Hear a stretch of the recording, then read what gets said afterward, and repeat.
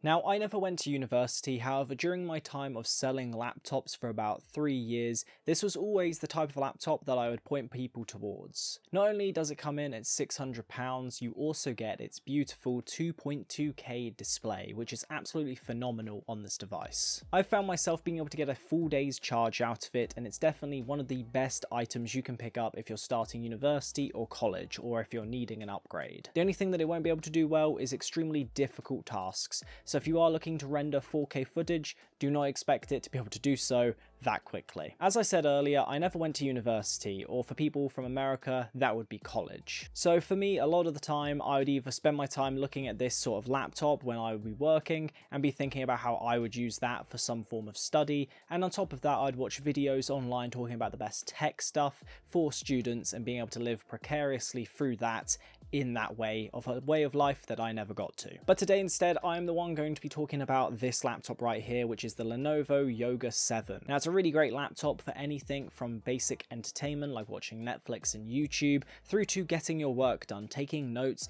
and doing a little bit more difficult tasks, especially if you're in uni and you're having to sit there and take notes all day. This will be able to do it really easily, but it will also allow you to sit back and relax in a way that is just nice. You get a beautiful display with it as well. Now though, for a quick rundown on the specs. You'll end up getting a 13.3 inch display with its wonderful Lenovo keyboard. It also has a Ryzen 7 5800U with Radeon graphics. It uses USB-C charging, which only takes around about an hour to gain up to full charge, and the display looks stunning with its 2.2K display. However, the only trade-off for a lot of people would be that it's USB-C only. So don't expect to be able to plug anything in without some form of adapter, unless you already use USB-C only things. The first place that I wanted to start off would be talking about entertainment and general watching of things like Netflix and YouTube, as this does have one con that I don't like necessarily, and then one thing that I absolutely love. Now obviously, I already mentioned how great the display is, especially with the glossy finish. It just makes it look so much more premium. However, the biggest downfall of this device has to be its speakers.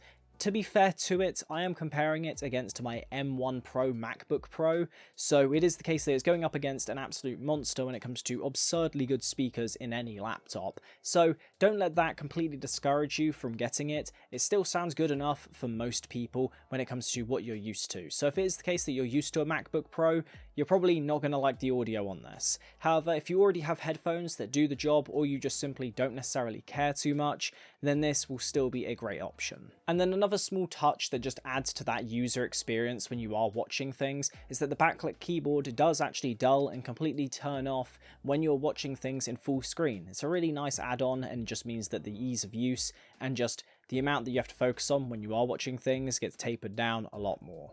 And in terms of writing things like essays, I've used this now to completely script 2 videos in particular, and I'm someone who writes video essays over on my gaming channel, so it is a massive difference in comparison to writing with my MacBook, for example. The keys on this laptop are just so much more nicer to hear, and on top of that, so much nicer to use. I don't know what it is about them. I've heard that obviously Lenovo have their own patented keys, however, I can't really see anything in particular that differentiates them massively to be so much better. However, there is something about it that just makes the experience so much nicer. It also has adaptive lighting, similar to what most phones will be. A lot of laptops do have this, however, it's just nice to know that it does have it for anyone who finds it annoying when it's, extremely dark in your room, for example, and you have a blaring light going directly towards you. It's not great on the eyes, and it definitely strains you when you're trying to write for long periods of time. Now, if you're wanting to do something like content creation on this, I wouldn't necessarily recommend it as your main thing. Now, if it was the case that this was a side project that you wanted to work on every now and again and use this laptop for it,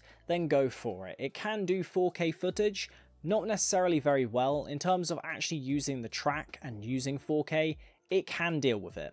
The issue comes down to rendering speeds. I rendered out a 12-minute video on this device, and it took an hour and 40 minutes. And with that, it was losing a percentage of battery every minute whilst rendering it out, which is insane. On a MacBook, for example, that would have rendered out within about 3, maybe 4 minutes tops, and with that you would have lost maybe 5% battery. So it is insane to see how much juice it does take. However, that is because this laptop is not a workhorse laptop like a MacBook. It is used for the general everyday user and someone like a college student who is simply just going there, taking notes, maybe having to take notes of, random bits online, or using some software, but I wouldn't necessarily say it's going to be good for those extremely intensive moments. Now, the next bit that I did want to spend some time talking about was the trackpad, which for me, sadly, was something that I didn't enjoy. It was definitely an experience that I forgot happened on Windows laptops, and I'm really grateful that MacBooks have better trackpads, or at least my experience with Windows laptops give me just the vibe that Windows laptops aren't necessarily that great with their trackpads, for two main reasons. One is the fact that on a MacBook, for example, if your palm is touching a little bit of the trackpad, it doesn't just start instantly sensing that you are there. The sensitivity on it becomes incredibly annoying with this. You can be typing for ages and then the palm of your hand slightly goes up and it selects another area and you're now typing in the middle of the paragraph you were just on. It's very annoying, and it is something that definitely creeps up on you to just add to that level of irritation. However, a lot of people will probably master it anyway. And the other one is that the sensitivity of this is so annoying when you want to go click on something. So for example, on a MacBook, I pretty much hit whatever I'm going for 99% of the time. I'll very rarely miss that icon that I was trying to open. On this though, I will miss about probably 1/3 of the time. It is ridiculous. You'll go to click, and because your finger moves ever so slightly, it moves it by about a centimeter off, and you're now clicking on a different thing or just missing entirely.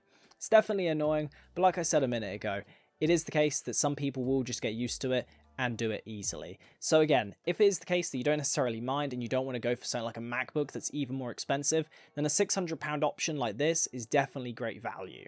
And the last main thing when it comes to this device that I want to talk about is, for the price, the build quality is really great. It's made out of full aluminium the same way the MacBooks are. You can definitely tell by the feel of it just how premium this device feels in comparison to any other laptop out there. The only downside is that when you trade out plastic for something like aluminium, what you end up trading out is more protection. With something like an aluminium case, it's definitely more protected, it's stronger. However, you end up with more cosmetic damages. With a plastic laptop, if it drops, it'll probably break both cosmetically and the interior. But with this, you're really going to notice when it has dents or scratches on it, purely because of that aluminium casing.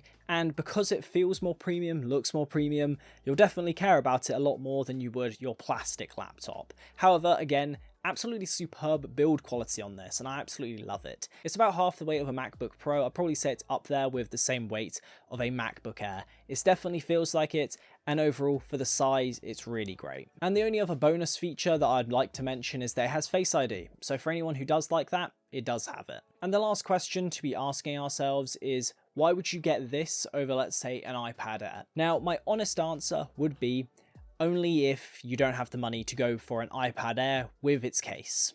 Obviously, that becomes very expensive. If you want to get the case with the Apple Pencil plus an iPad Air, you're looking at about £1,000 to £1,200, give or take, depending on the size of the iPad. And due to that, you could have probably just gone for a MacBook Air or even one of the MacBook Pros refurbished. So it is the case that you end up going into that territory. But with this, you at least know that you're getting great value. You're getting pretty much everything an iPad Air can do, just without the touch sensitivity. So depending on if that is something that you care about and you want to be using iOS over Windows, that will probably end up being the main thing that deters you from this device.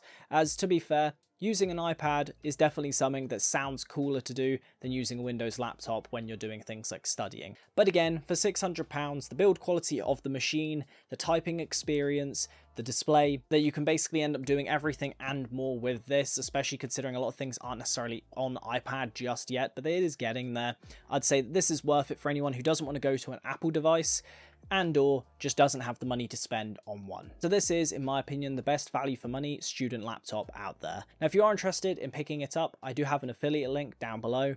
Obviously, that does mean that it does help out the channel if you do decide to click through it. If you don't want to, you can always just search it up anyway. There's plenty of them available from either Amazon, or you can find ones with a similar sort of spec from other places. Now, if you did enjoy the video, make sure to leave a like and do subscribe for more content moving forward. I upload twice a week on this channel, so if you are interested in tech and anything around that and what I'm using, make sure to subscribe. If you want to follow me over on Instagram, it's Adam_tech_. Make sure to go check that out, or it will be linked down below as well. So with that all being said, I'll see you guys in the next one. Have a good one.